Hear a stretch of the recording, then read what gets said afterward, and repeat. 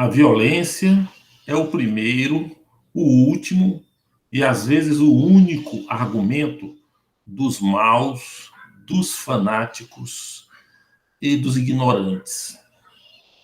Eles, em geral, começam atacando os símbolos das pessoas que divergem deles, para depois atacar essas pessoas diretamente.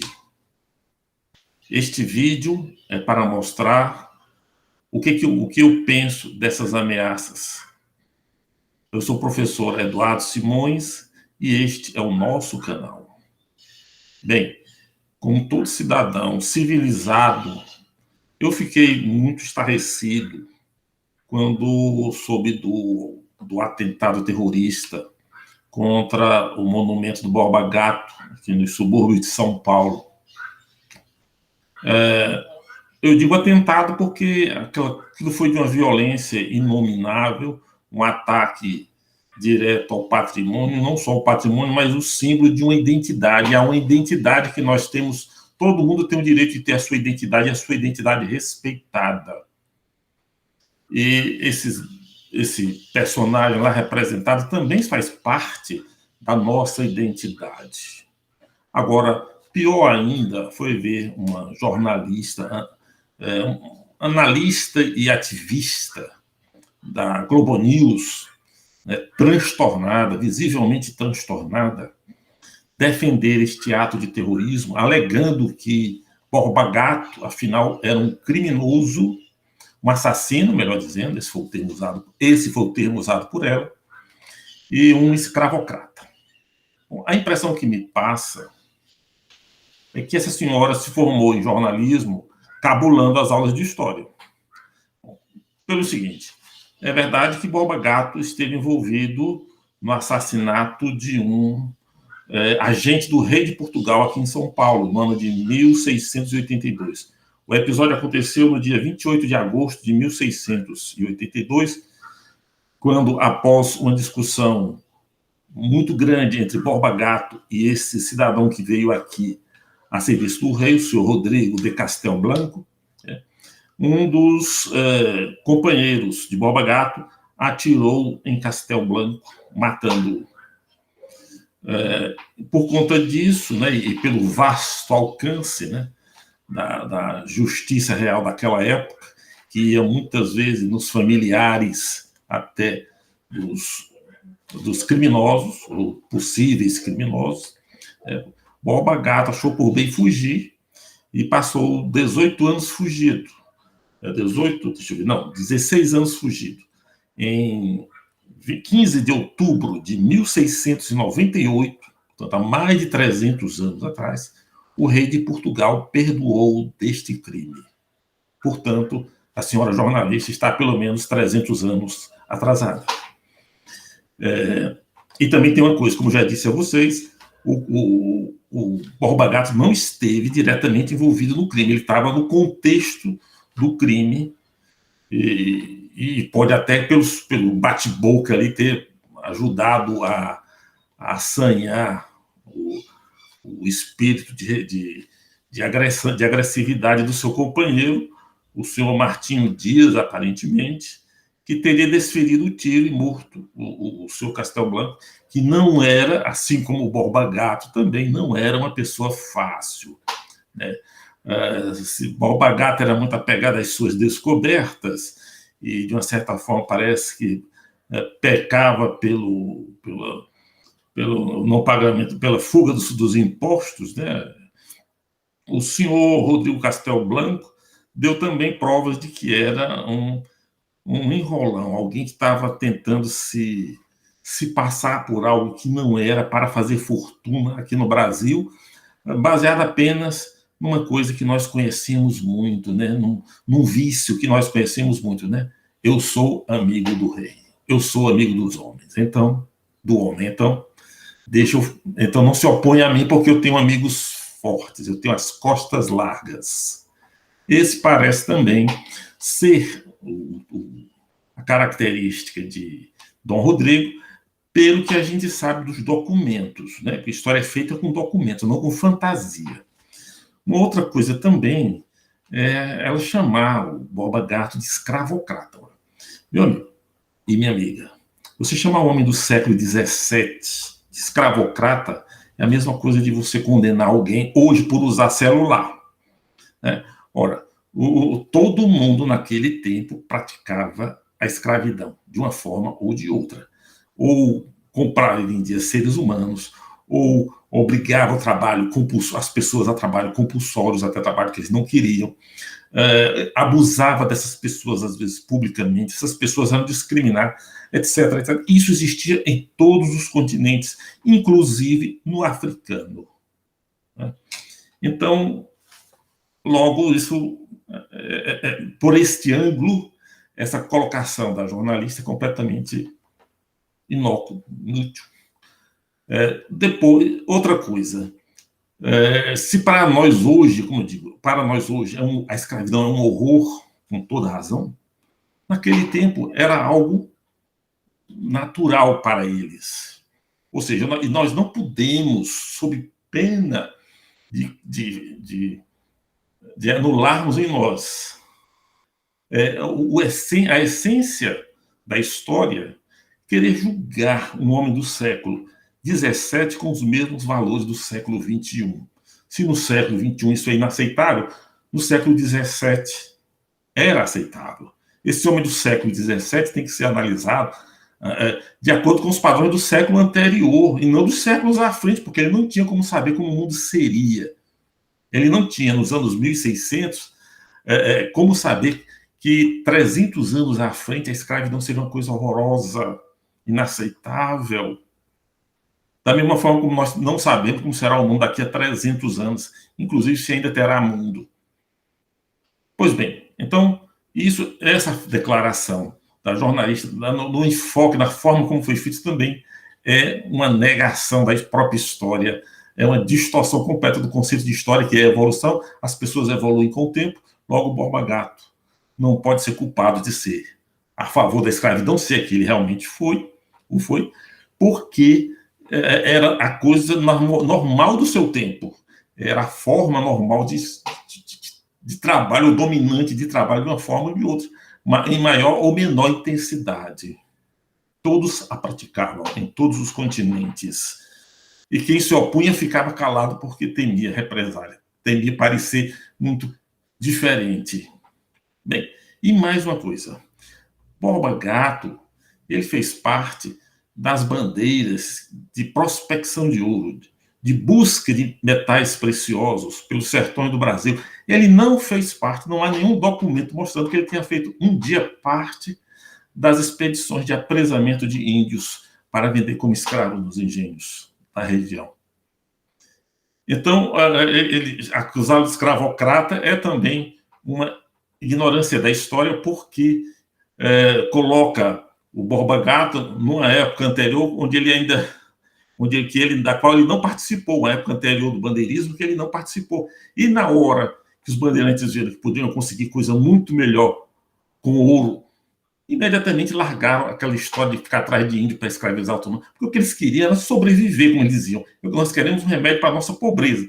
Se for um índio ali da região para aprisionar um índio inimigo, vamos lá. Mas se for ouro, melhor ainda, deixa esse negócio de escravidão para lá e vamos procurar ouro. É muito melhor, o ouro não existe, o índio existia, é claro.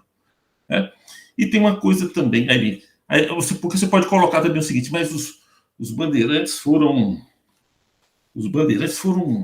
muito maus a todo, né, uma espécie de clima, está tentando se criar um clima para colocar o bandeirante no banco dos réus, homens maus, perversos. Os ataques aos bandeirantes é uma das maiores demonstrações de ignorância histórica que existe neste país, e onde as pessoas normalmente não conhecem a história do seu país e até se gabam disso. O bandeirante é um homem de sua época. Os bandeirantes, inclusive, eles eram pessoas, na maioria das vezes, pessoas de pequena extração social. Eram as pessoas mais pobres de Portugal, cheio de iniciativa, muitas vezes pessoas que tinham problema com o rei, porque lá bastava olhar diferente para alguém de alguém que tinha um nível privilegiado de vida, porque os privilégios existiam, eram públicos, mais ou menos parecido com os que ainda existem hoje aqui no Brasil, mas em grau muito maior naquela época. Então, bastava você cair em desgraça com um privilegiado desse para você ter problemas, sérios problemas. Então, para evitar isso, se fugia para o Brasil. Às vezes, até que o pessoal costuma dizer: o Brasil só veio degredados, prisioneiros. Ora, haviam tantas razões para degredo em Portugal naquela época que um autor, Raimundo Fauro, chega a dizer que se admira que a nação não tenha sido toda degradada para o Brasil. Tantas eram as razões que podiam causar o degredo. Então, geralmente, eram as pessoas mais inteligentes, podiam não ser as mais ricas, podiam não ser as mais honradas, privilegiadas, etc. Mas eram, com certeza, as mais inquietas, as mais contestadoras, de repente, também as mais inteligentes. Pois bem, vieram para cá essas pessoas, esses brancos portugueses, de pequena extração social, classe média, média baixa, gente querendo escapar. E aqui só os homens em geral, as mulheres ficaram lá, se uniram às Índias. E aqui criaram uma prole, criaram uma descendência fenomenal, porque, inclusive, muitos deles praticavam poligamia, que deixava os jesuítas horrorizados e tudo. Mas esse era o ambiente dos índios, porque o bandeirante ele é muito mais indígena do que português. Se é verdade que a nata, se é verdade que a nata era meio misturada ali na cidade, na antiga cidade de São Paulo, né? Aquela nata dos membros da sociedade era meio branco, meio índio, mas a base era índio, era indígena, claramente indígena. A vida em São Paulo e a própria dinâmica das expedições bandeirantes só foi possível porque os índios se associaram aos portugueses. Os índios que eram aliados dos paulistas aqui se associaram. E depois, provavelmente, na primeira e segunda geração, todo mundo aqui era mestiço, meio branco, meio índio. Que história é essa? Que história é essa? Em que mundo esse povo está? Tem que estudar história para saber que houve muita miscigenação aqui em São Paulo. Esses nomes todos que aparecem, Fernão Dias Pai, Raposo estava... Se for ver lá na genealogia dele ou dos descendentes deles, é meio branco, meio indígena. E depois só indígena mesmo. Aí a diluição do sangue do branco aqui em Portugal foi muito intensa. De Portugal aqui em São Paulo foi muito intensa. Então, é verdade que a iniciativa pode até ter partido do elemento mais português dos bandeirantes, mas a mão de obra que possibilitou realmente as operações de bandeira eram indígenas. As bandeiras eram majoritariamente indígenas, os índios aliados dos portugueses, que se juntaram. Se esses índios são culpados de alguma coisa, é de ter sobrevivido, é de ter se aliado ao lado mais forte, mais convicto, e ter sobrevivido. Isso é pecado? Isso é erro? Olha, bom, aí vem a questão. E o resultado? Qual foi o resultado daí? Qual foi o resultado real dessas bandeiras? Morte, estupro, violência, de acordo, né, com a propaganda dos jesuítas espanhóis. Porque, vamos ver aqui, eu vou partilhar com vocês aqui. Aqui, eu vou partilhar com vocês a minha tela.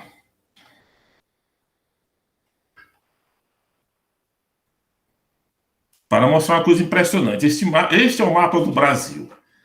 Eu não sei se está dando para ver bem. Essa área aqui, contornada por uma linha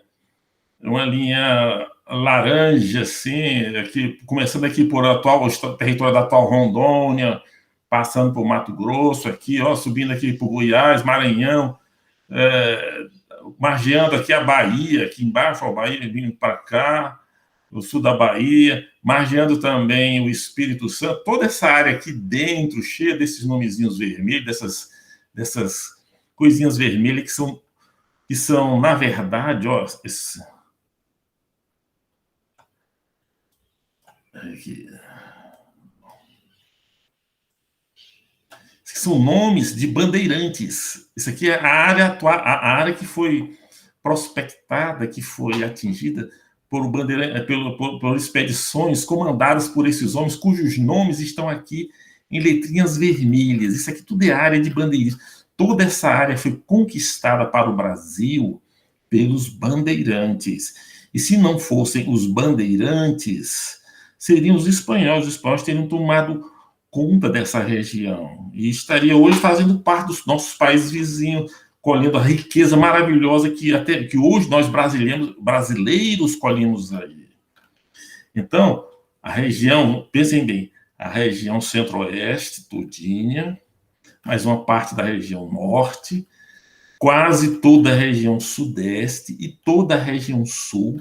Se ela hoje faz parte do Brasil, isso ocorre por uma ação direta, por uma iniciativa direta dos bandeirantes paulistas, em escala muito maior. Houve alguma penetração aqui nessas áreas por expedições vindas de fora, de outros estados, mas muito pouco mesmo. A grande massa de agentes de conquista dessas áreas saiu de São Paulo, aqui, das áreas que eles iam conquistando e criando, colonizando e tudo mais. E assim, isso foi toda da ação dos bandeirantes e de seus aliados índios, redundou para nós nessa herança espetacular. O peso dessa herança é o seguinte: olha, esse território de mais de 3 milhões de quilômetros quadrados corresponde a 36% do território nacional. A população que mora aqui hoje está em torno de 117 milhões e mais uns pouquinhos aí, dá uns 55% da população brasileira morando nessa área herdada dos bandeirantes. O PIB é covardia, mais de 65% a 70% do PIB do Brasil é gerado aqui, é aqui que é a grande riqueza do Brasil. E principalmente nesse núcleozinho onde os bandeirantes surgiram. Então, isso aí, gente, não é pouca coisa, não. Quando, por exemplo, algumas pessoas da esquerda, da nossa esquerda, adoram jogar acusações, xingamentos impropérios contra os bandeirantes, mas quando o senhor Lula vai para a ONU, vou interromper aqui o compartilhamento. Quando o senhor Lula vai para a ONU, né, fazer campanha para que o Brasil participe permanentemente do Conselho de Segurança, isso acontece porque ele sabe que tem atrás de si um país com 8 milhões de quilômetros quadrados, com mais de 200 milhões de habitantes e um dos maiores PIBs do mundo. A maioria disso tudo, grande maioria, herdada diretamente da ação dos bandeirantes paulistas e de outras pessoas que também se comportavam como bandeirantes, saídos de outras regiões, porque aqui nós vemos uma outra questão. Se foi assim nessas regiões que eu coloquei, nas outras regiões, por acaso, foi diferente. A conquista do Nordeste, feita por criadores de gado, por tropas oficiais vindas de Portugal, ou organizada pelo governador-geral, pelo governo geral, pelas autoridades portuguesas lá estabelecidas, essas pessoas, esse esquema de colonização, de conquista de terra aconteceu diferente? Não, meus amigos, foi exatamente igual. Foi com massacre, com criação de escravidão, de trabalho compulsório, sociedade autoritária, muita selvageria, etc. Foi muita luta de acordo com as possibilidades culturais dos homens daquela época, e da situação e das condições materiais com que eles viviam aqui no Brasil. Então, é preciso entender o fenômeno da época, os valores da época. Então, a conquista do Nordeste, por exemplo, a conquista do Nordeste teve a famosa Guerra dos Bárbaros, que durou décadas, no sertão ali do semiárido, que gerou o extermínio de várias tribos ali também. Então, eles estão exatamente como os bandeirantes, que acusam tanto. Se você for para a região norte, você tem ali a conquista do Vale do Rio Amazonas, também feita com muita violência, com o extermínio de várias tribos, cooptação dos índios para trabalho compulsório nas missões jesuíticas e tudo. Exatamente o que acontecia aqui em São Paulo. exatamente o que acontecia aqui em São Paulo, com os bandeirantes. Então, vocês imaginam, vocês percebem o tamanho do impasse que isso joga? Que história é essa que leva o povo ao impasse? Quer dizer, qual é o objetivo de fazer os brasileiros acreditarem que eles são descendentes, o único povo do mundo, né, que é descendente de assassinos, escravocratas, estupradores? Tu viu alguém que acusou o Borba Gato de estuprador, né? Que mais? Racista, assim, outro falou que o Borba Gato era um racista. O conceito de raça nem existia naquela época. Se falava em guerra de religião, se falava em conversão forçada, que se achava isso normal. Hoje, para nós, isso não é admissível, mas naquela época era admissível a conversão forçada. Né? Então, não havia raça, havia guerra, havia quase que guerra era guerra de religiões, com brancos de toda espécie, misturada nessas diversas religiões. Cada um buscando do seu modo, a força, geralmente a força, o predomínio, a promoção da sua religião, da sua ideia. É a época que nós, a longas lutas, com muito sacrifício, a gente vai superando a cada momento, ou tentando superar. Por que vamos voltar para trás tudo de uma vez? Sabe qual é a diferença? A única diferença da conquista do Norte-Nordeste para a conquista aqui do Centro-Oeste, Sul-Sudeste, feita pelos bandeirantes paulistas, é que lá no Nordeste e no Norte não havia os jesuítas espanhóis que tinham interesse nessa região, porque eram os bandeirantes e jesuítas que lutaram nessa região, jesuítas espanhóis que lutaram nessa região, tinham interesses geopolíticos. Os jesuítas espanhóis não estavam só lutando pela religião ou pelo catecismo como deveriam, mas, conforme o espírito da época, eles também lutavam pelo seu rei. Eram sustentados pela máquina estatal, tanto os jesuítas de Portugal como os jesuítas de Espanha. Então, havia interesses por trás daquilo. As missões não eram apenas um experimento social, não era um experimento social neutro, estava a serviço de um poder político maior, que era o rei de Espanha, garantir terras para o rei de Espanha. Os bandeirantes tinham mais identidade com Portugal, eles são culpados por terem ficado fiéis a Portugal. Então, os jesuítas espanhóis criaram, evidentemente, né, fizeram a propaganda no sentido contrário. No norte não teve essa propaganda, então os bem informados, né, senhores aí das esquerdas, ou de uma pseudo-esquerda ignorante que ainda existe, por isso saem reproduzindo essas acusações terríveis, principalmente aquele Júlio José Chiavenato, que fez aquele livro sobre a Guerra do Paraguai, completamente descabido, né, que sai colocando, sai reproduzindo, porque inclusive ele talvez tenha razões, tem razões pessoais, tem a simpatia, né, pelo poder espanhol, coisas assim, sai reproduzindo as acusações terríveis dos padres jesuítas contra os bandeirantes, né, e assim todo mundo focou nos bandeirantes, quando na verdade o Norte e o Nordeste foram conquistados da mesma maneira, né, e não sofreram, né, os conquistadores, né, do Norte e do Nordeste não sofreram a mesma carga negativa que os bandeirantes sofrem, e os atentados que agora estão acontecendo, né? Então, é preciso superar isso. Nós não somos melhores nem piores que os outros povos. Infelizmente, a história registra muita coisa ruim acontecendo ao longo da história. O ser humano continua com suas contradições, com seus paradoxos, fazendo coisas certas, maravilhosas, como inventar, por exemplo, a solução para uma vacina no meio da pandemia em apenas um ano, né? E também coisas horríveis, como os atentados que a gente vê recentemente, esse atentado último no Afeganistão.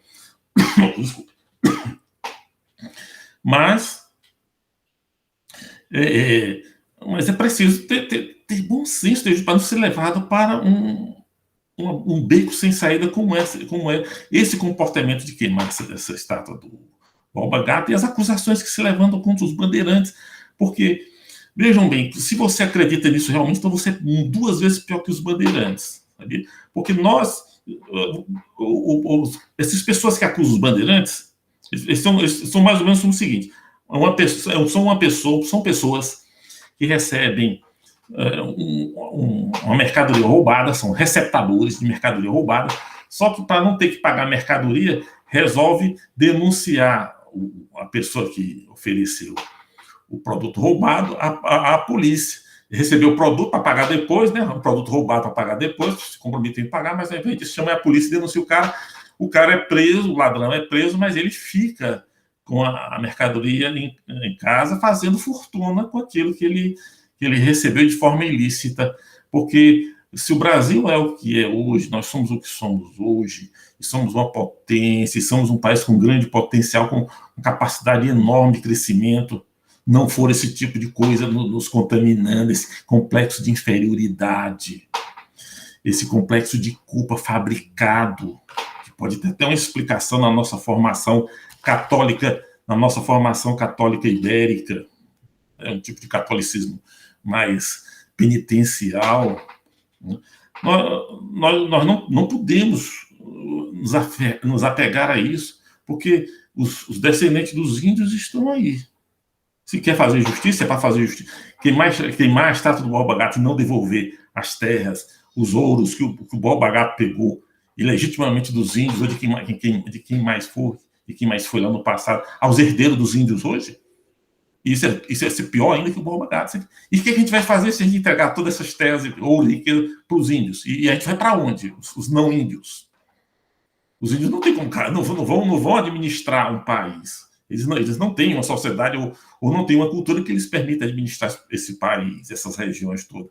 Se os bandeirantes não merecem homenagem, então nós não merecemos a herança que recebemos dele. Está na hora de devolvê-la. Isso, olha, isso é uma coisa incrível. É incrível que tenhamos que discutir uma coisa nesse nível. Agora, veja bem, tudo é histórico. As homenagens são históricas, os modelos são históricos, os valores são históricos. Isso não quer dizer que a estátua de Borba Gato deve ficar sempre lá. Vamos substituir isso, vamos criar agora heróis mais civis, heróis mais calmos, mais pacíficos. Vamos valorizar vamos criar monumentos que valorizem o trabalho, as virtudes, os grandes momentos, coisas assim.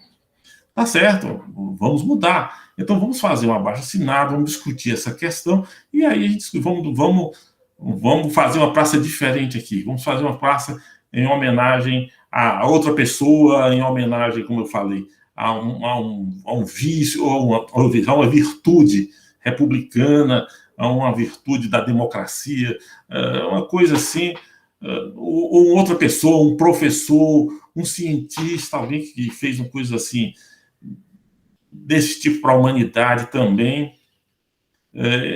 Então vamos fazer uma discussão, vamos fazer um debate. Fez o debate, decidiu-se mudar o tema de homenagem daquela praça, tira o Borba Gato, coloca num outro lugar, sei lá o quê, e coloca esse novo monumento, e vamos estudar Borba Gato nos livros de história, tudo isso, continuar conhecendo história, para não dizer essas bobagens que estão sendo ditas aí, e fazer isso de forma civilizada. Agora, metendo fogo nos monumentos, isso é coisa bestial, é coisa de terror, coisa de gente que não pensa. Provavelmente o rapaz que se envolveu nisso parece bem jovem, provavelmente foi mal orientado, anda em más companhias. Abra os olhos, rapaz, abra os olhos. Você e qualquer um que esteja escutando coisa desse tipo, informações como a dessa jornalista transtornada, coitada, não é assim que se muda a realidade. É com conversa, com discussão, porque nós temos que melhorar a realidade. Como eu falei para vocês, a história é um campo de sofrimentos.